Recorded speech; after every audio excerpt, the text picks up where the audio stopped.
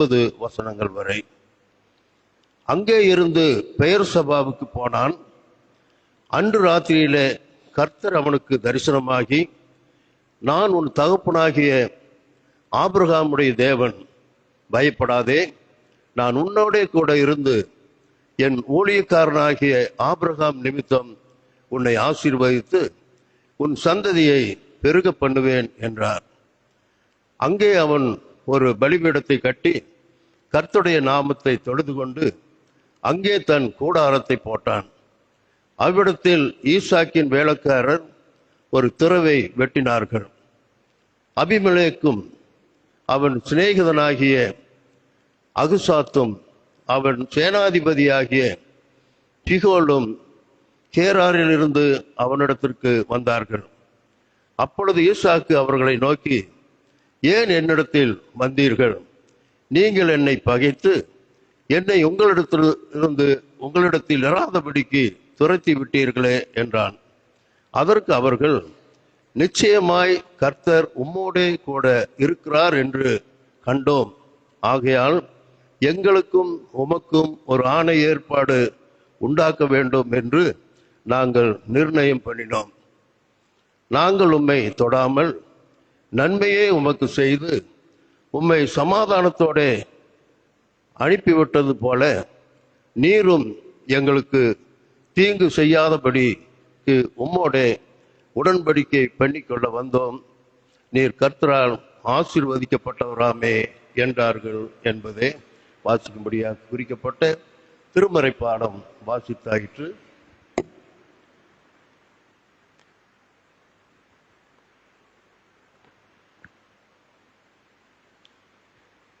தலைவணங்கி ஆண்டவருடைய அன்பின் திருமுகத்தை நாம் நோக்கி பார்ப்போம்.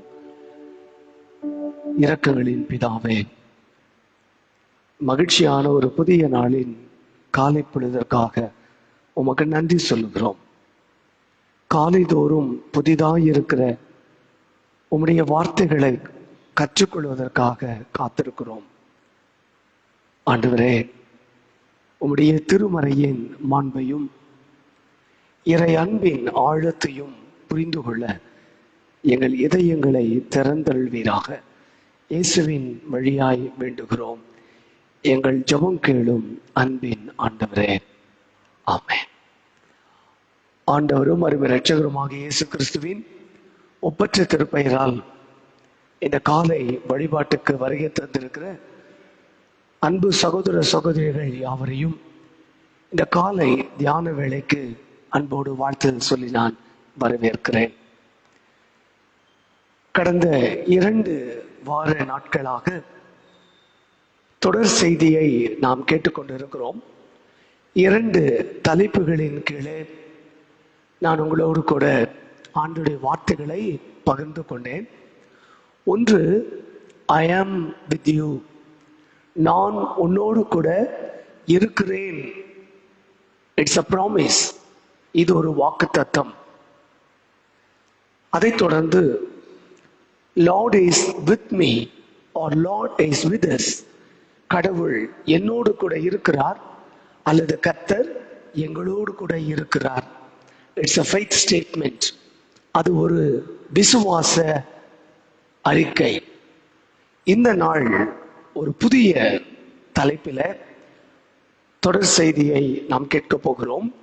லார்ட் இஸ் வித் ஹிம், கடவுள் அவனோடு கூட இருக்கிறார் அல்லது கர்த்தர் உம்மோடு கூட இருக்கிறார். இந்த தலைப்பில் ஆண்டவருடைய வார்த்தைகளை நாம் தொடர்ந்து கேட்க போகிறோம். ஐ ஆம் வித் யூ, நான் உன்னோடு இருக்கிறேன் என்பது கடவுள் தம்முடைய பிள்ளைகளுக்கு கொடுக்கிற வாக்குத்தத்தம். கர்த்தர் என்னோடு இருக்கிறார் என்பது என்னுடைய விசுவாச அறிக்கை. கர்த்தர் உம்மோடு இருக்கிறார் அல்லது கர்த்தர் அவனோடு இருக்கிறார் என்பது ஒரு விசுவாச சாட்சியின் அறிக்கை. It's a witnessing statement. அது மற்றவர்கள் நம்மை பார்த்து கொடுக்கின்ற ஒரு சாட்சியின் அறிக்கை.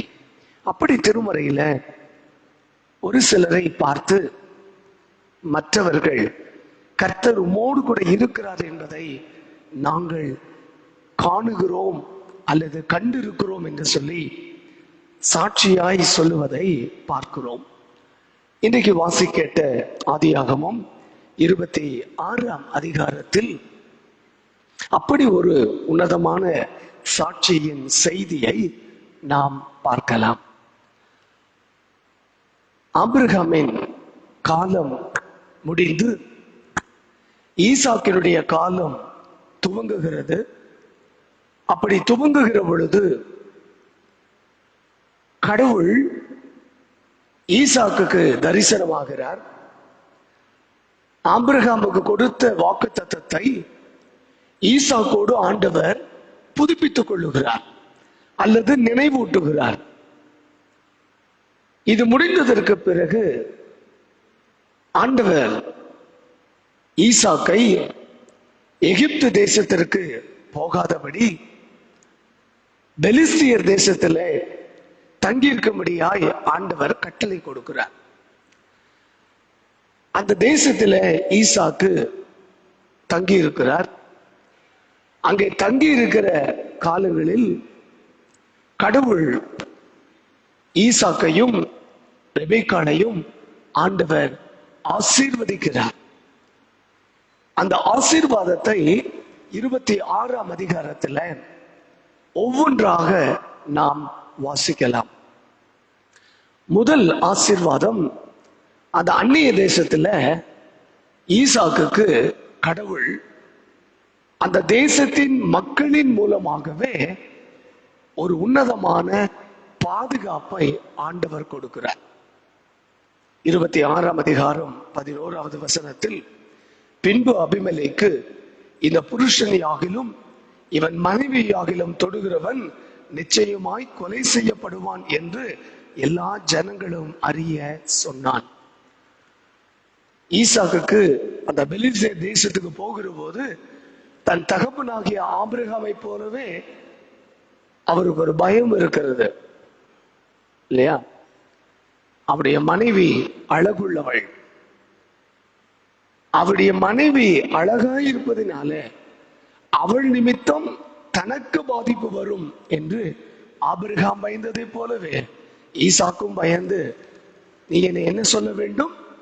சகோதரி என்று சொல்ல வேண்டும். உன் நிமித்தம் என் ஜீவன் காப்பாற்றப்பட வேண்டும், இப்படி சொல்லுகிறார். இப்படி சொன்ன அந்த செய்தியை ஒரு கட்டத்தில் அபிமெலேக்கு என்ன செய்கிறான்? கண்டுபிடித்துக் கொள்ளுகிறான்.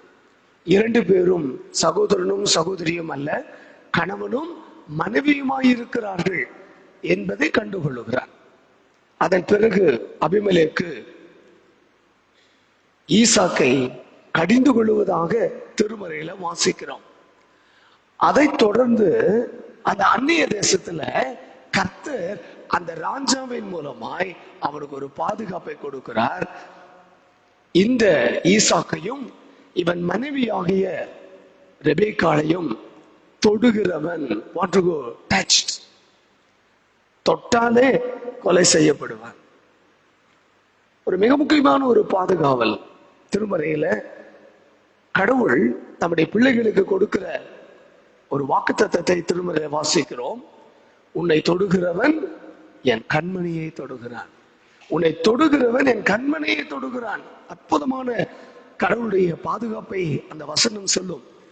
இங்க இந்த அந்நிய மனிதன் ஈசாக்குக்கு வாக்கு கொடுக்கிறான், உன்னை யார் தொட்டாலும் அவன் கொல்லப்படுவான். ஆகையினாலே இந்த தேசத்துல நீ பயமின்றி என்ன செய்யலாம்? வாழலாம்.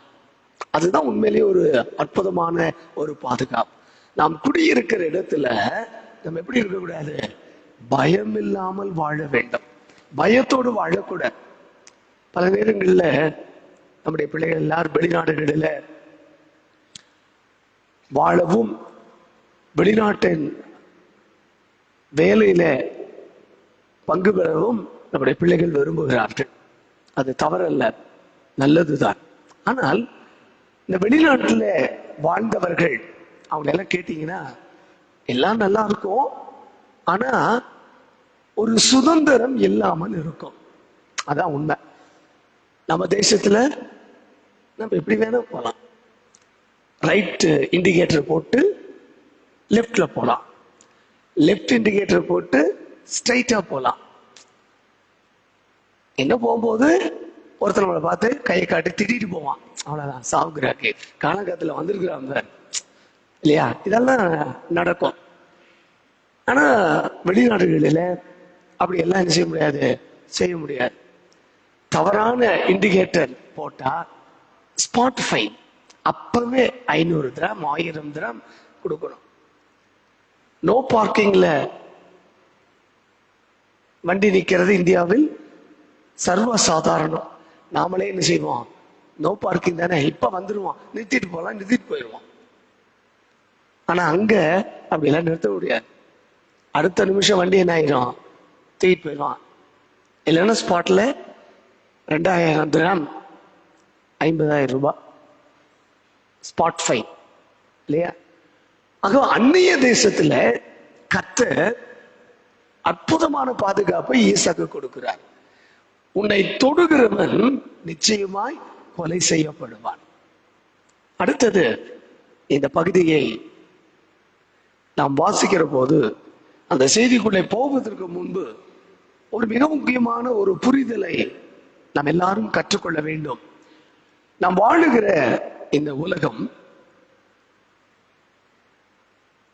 நான் எப்படி இருக்கிறேன் என்று என்னை நான் பார்ப்பதை விட மற்றவர்கள் என்னை எப்படி பார்ப்பார்கள் என்பதற்காகவே மெனக்கெடுகிற ஒரு சமூகமாய்த்தான் நம்முடைய சமூகம் இருக்கிறது இல்லையா.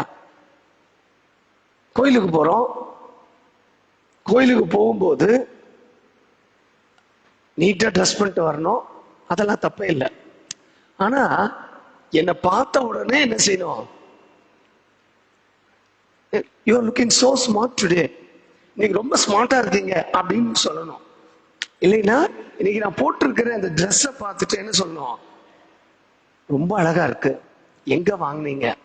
ஒரு புதிய நகையை போட்டு வந்து அந்த நகை அந்த டிசைன் நல்லா இருக்குன்னு பக்கத்துல இருக்கிறவங்க சொல்லலைன்னா என்ன வராது, தூக்கமே வராது. ஒருத்தர் கூட ஒண்ணுமே சொல்லுவேன், நான் இன்னைக்கு லேட்டஸ்ட் ட்ரெண்டியா ஒரு நகை போட்டு வந்திருக்கேன், ஒருத்தர் கூட என்ன செய்யல, கேட்கவே இல்லை. மற்றவர்கள் பார்க்க வேண்டும் என்று சொல்லி நிறைய காரியங்களை நம்ம என்ன செய்கிறோம். அது வந்து இட்ஸ் a human tendency, நான் தவறாக சொல்லவில்லை. ஆனால் இந்த உலகத்தில் பார்த்தால் 4 விதமான பார்வைகள் அல்லது 4 விதமான கண்கள் நம்மேல நோக்கமாய் இருக்கிறது. ஆண்டவருடைய பிள்ளைகளாக நம்முடைய விசுவாசம் எப்படி இருக்கிறது என்றால், கடவுள் பரலோகத்தில் வீற்றிருக்கிற கடவுள் பூலோகத்தை நோக்கி பார்க்கிறார். நன்மை செய்கிறவன் உண்டோ என்று கர்த்தர் என்ன செய்கிறார், கண் நோக்குகிறார் என்று திருமறையில வாசிக்கிறோம். God's eyes are always watching over us. கடவுளுடைய கண்கள் எப்பொழுதும் நம்ம என்ன செய்து பார்த்து கொண்டே இருக்கிறது. கர்த்தருடைய கண்கள் பூமி என்றும் என்ன செய்யுது, பார்க்கிறது. ஆக என் போக்கையும் என் வரத்தையும் என் உட்காருதலையும் என் எழுந்திருத்தலையும் கர்த்தருடைய கண்கள் என்ன செய்து பார்த்து கொண்டே இருக்கிறது. இது நம்முடைய விசுவாசம். இரண்டாவது, நம்முடைய குடும்பத்தின் கண்கள் நம்ம என்ன செய்து பார்த்து கொண்டே இருக்கிறது இல்லையா. ஒரு சின்ன குழந்தைய வீட்டுல வச்சிருக்கிற பெற்றோர், தாயும் தகப்பனும் அந்த குழந்தையின் மேல என்ன செய்வாங்க, ஆல்வேஸ் வாட்சிங் ஓவர் தி சில்ட்ரன். அந்த குழந்தைய பார்த்துக்கிட்டே இருப்பாங்க.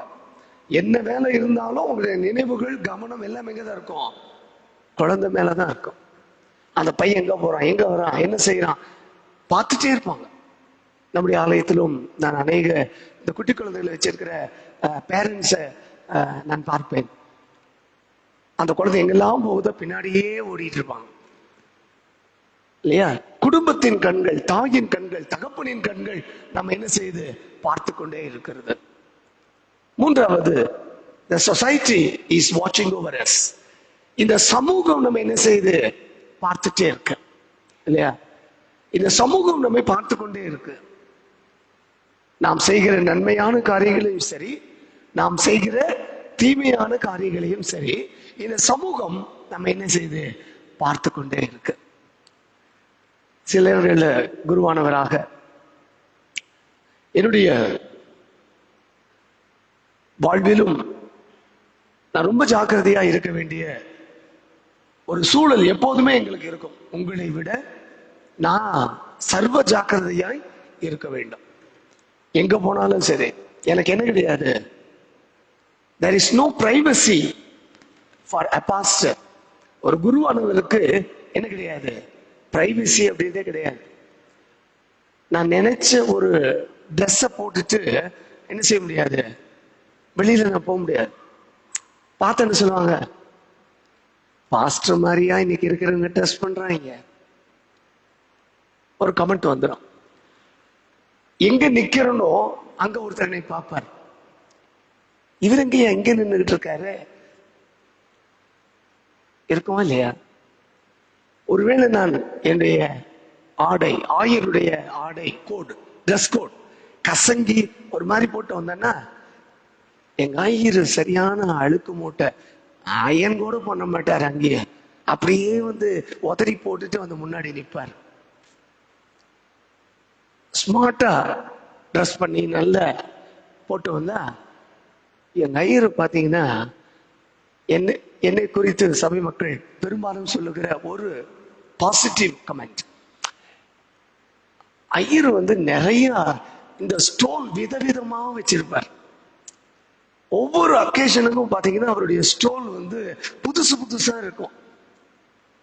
இங்க மட்டும் இல்ல, நான் துபாயில இருக்கும் போதும் என் சபையார் என்னை பார்த்து, ஐயா உங்க ஸ்டோல் ரொம்ப நல்லா இருக்கு ஐயா, ரொம்ப வெரைட்டியா போட்டுட்டு வரீங்க அப்படிம்பாரு.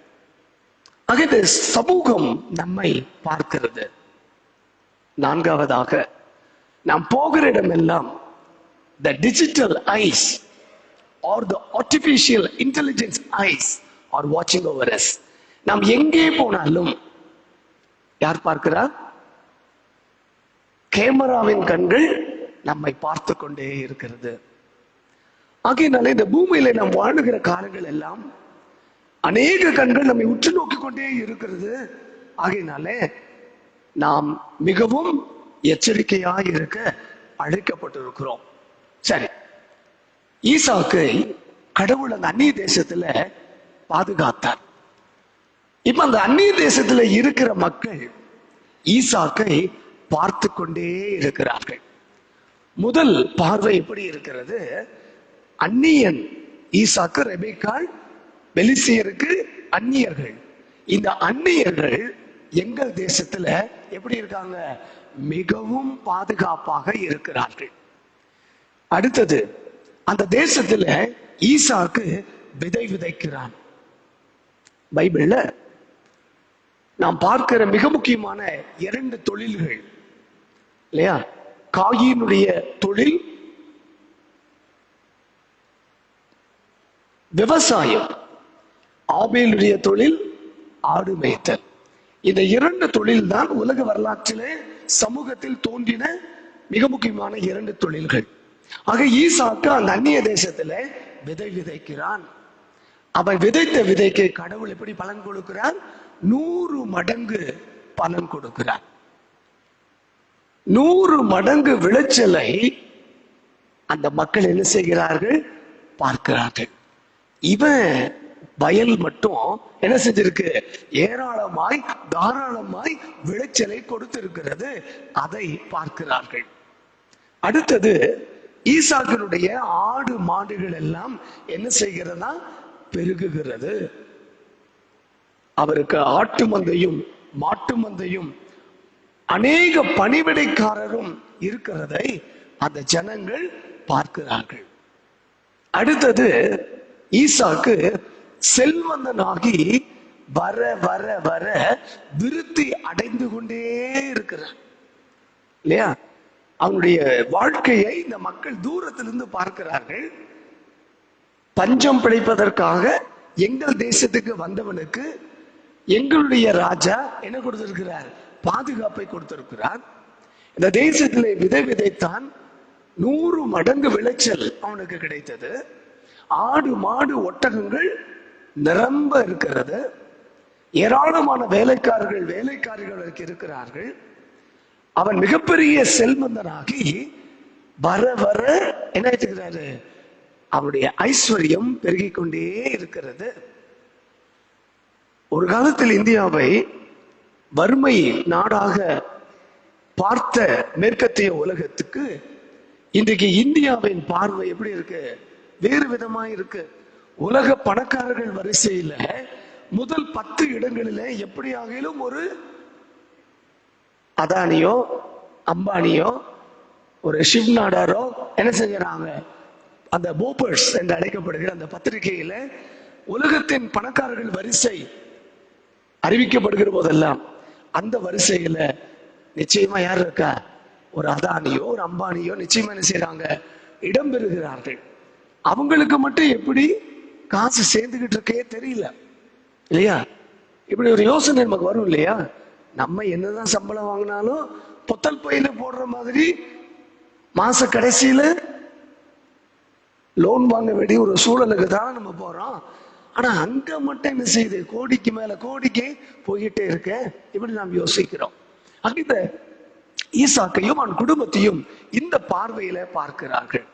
இப்ப இந்த பார்வை எப்படி மாறுகிறது என்றால் பொறாமையின் பார்வையாக மாறுகிறது. இவன் மட்டும் நம்ம தேசத்துல வந்து இப்படி படைச்சிட்டு இருக்கிறானே, நமக்கெல்லாம் ஒண்ணுமே இல்லையே. இந்த பொறாமை வந்த உடனே அடுத்த கட்டம், அந்த பொறாமை வந்த உடனே இனி இவன் என்ன செய்யக்கூடாது, இருக்கக்கூடாது, இனி விரட்டணும், அவ்வளவுதான் இல்லையா? உடனே ஈசாக்கு இடத்துல போய் சொல்லுகிறார்கள். 16வது வசனத்துல ஈசாக்கை நோக்கி, நீ எங்களை விட்டு போய்விடு, எங்களை பார்க்கிலும் மிகவும் பலத்தவனானாய். நீ எங்களை விட ரொம்ப என்ன ஆயிட்ட, பெரிய ஆளாயிட்ட, ரொம்ப ஸ்ட்ராங் ஆயிட்ட. உன்னை இங்க வச்சுட்டு இருந்தா எங்களுக்கு ஆபத்து, எங்களுக்கு பிரச்சனை வரும். ஆகவே எங்களை விட்டு போய்விடு என்று ஈசாக்கு இடத்துல சொல்லுகிறார்கள். ஈசாக்கு மறுபேச்சு பேசாமல் அந்த இடத்தை விட்டு புறப்படுகிறார். புறப்படுகிற போது மேய்ப்பர்களுக்கும் விவசாயிகளுக்கும் மிக முக்கியமான ஒரு தேவை என்னவென்றால் நீர் ஆதாரம். போகிற இடமெல்லாம் உங்களுக்கு என்ன இருக்கணும், நீர் வளம் இருக்கணும், தண்ணி நல்லா இருக்கணும். அப்படி இருந்தா தான் தொழில் செய்ய முடியும், வாழ முடியும். ஆக ஈசாக்கு பிறப்பினாலே ஒரு மேய்த்தல் தொழிலை செய்கிற ஒரு மனிதன். ஆகவே ஏராளமான ஆடு மாடு ஒட்டகங்கள், தன்னோடு கூட திரளான பணிவிடைக்காரர்கள், ஒரு மிகப்பெரிய குடும்பத்தை நடத்தி கொண்டு போகிறார். இட்ஸ் அ கேரவன் இல்லையா?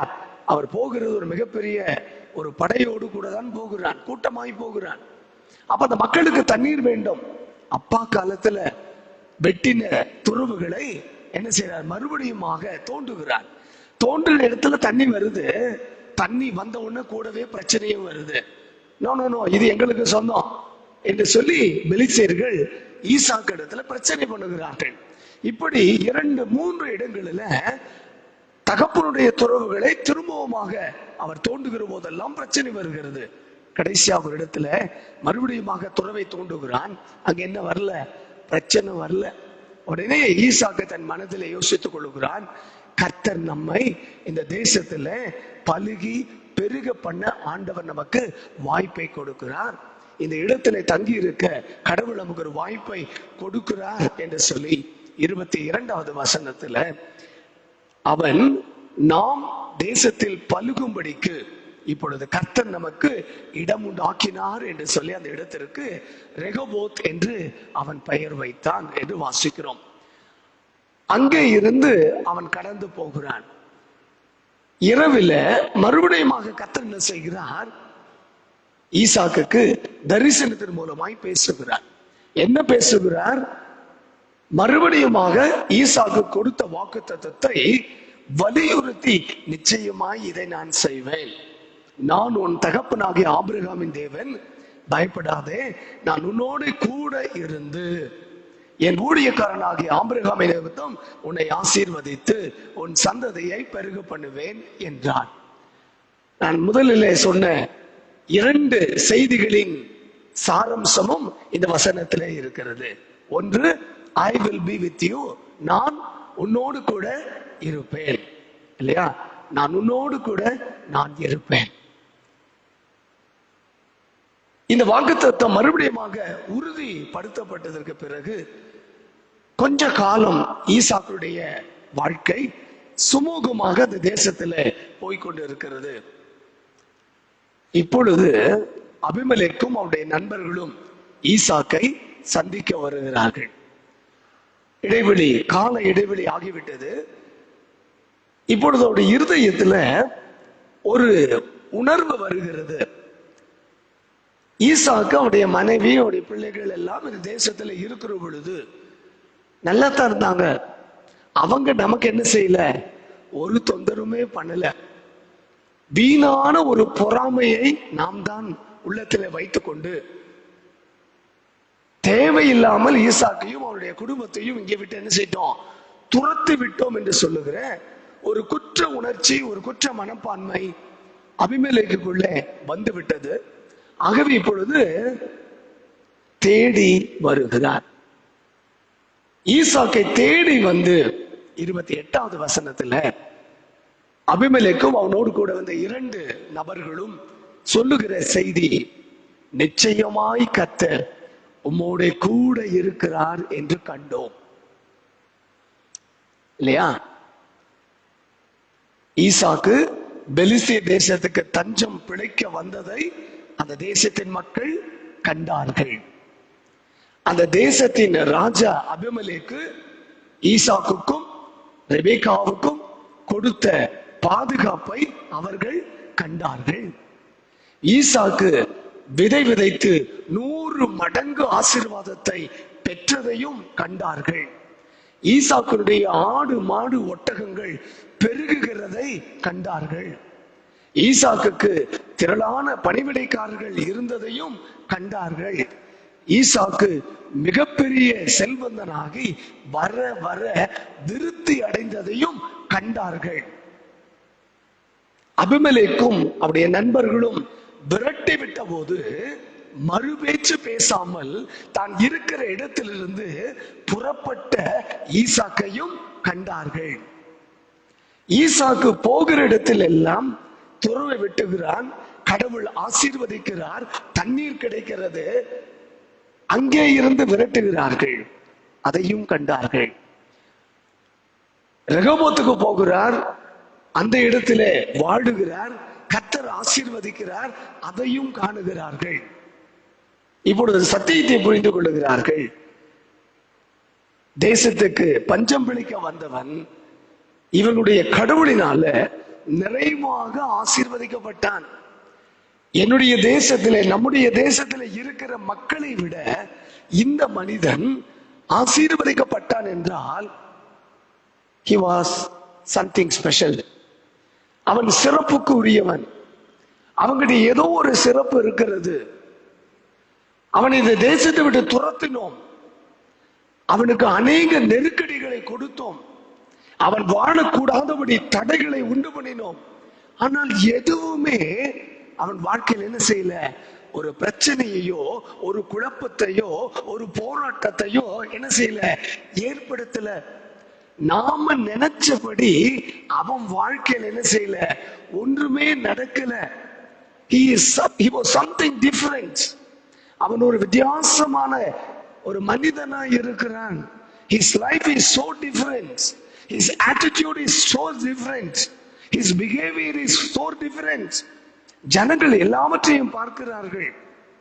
எல்லாவற்றையும் பார்த்துவிட்டு இவ்வளவு நெருக்கடி, இவ்வளவு அழுத்தம் கொடுத்ததற்கு பிறகும் இந்த மனிதனுடைய வாழ்க்கை சமாதானமாய், சந்தோஷமாய், ஆசீர்வாதமாய் என்ன செய்து தொடர்ந்து கொண்டே இருக்கிறது. That was the blessing God has given to his people. கர்த்தருடைய பிள்ளைகளுடைய வாழ்க்கையில நெருக்கடிகள், போராட்டங்கள், உபத்திரவங்கள், கண்ணீர்கள், தோல்விகள், துரத்தப்படுகிற, விரட்டப்படுகிற, இப்படி பல விதமான அனுபவங்கள் வந்தாலும் கர்த்தர் என்னோடு கூட இருக்கிறார் என்கிற விசுவாசத்துல நிலைத்திருக்கிற போது அந்த விசுவாசத்தையும் கர்த்தர் அவளோடு கூட இருக்கிறார் என்பதையும் மற்றவருடைய கண்கள் என்ன செய்து காணுகிறது, கண்டு ஆச்சரியப்படுகிறது. ஆகவே இப்பொழுது ஈசாக்கை அவர்கள் தேடி வருகிறார்கள். தேடி வந்து ஈசாக்கோடு பேசும்போது ஈசாக்கு கேட்கிறான், அவர்களை நோக்கி, ஏன் என்னிடத்தில் வந்தீர்கள்? நீங்கள் என்னை பகைத்து என்னை உங்களிடத்தில் இராதபடிக்கு துரத்தி விட்டீர்களே. இப்ப எதுக்கு ஏன் வந்திருக்கீங்க? மறுபடியும் எனக்கு ஏதாவது பிரச்சனை கொடுக்குவா? நான் தான் உங்களோட இல்லைன்னு சொல்லி, இருக்க கூடாதுன்னு சொல்லி என்னை விரட்டிட்டீங்களே, என்னை பகைச்சீங்களே, இப்ப எதுக்கு வந்திருக்கீங்க? அதற்கு பதில் சொல்லுகிறார்கள், நிச்சயமாய் கர்த்தர் உம்மோடு கூட இருக்கிறார் என்று கண்டோம். We have seen that God is with you. கடவுள் உங்களோடு கூட இருக்கிறார் என்பதை நாங்கள் பார்த்தோம்.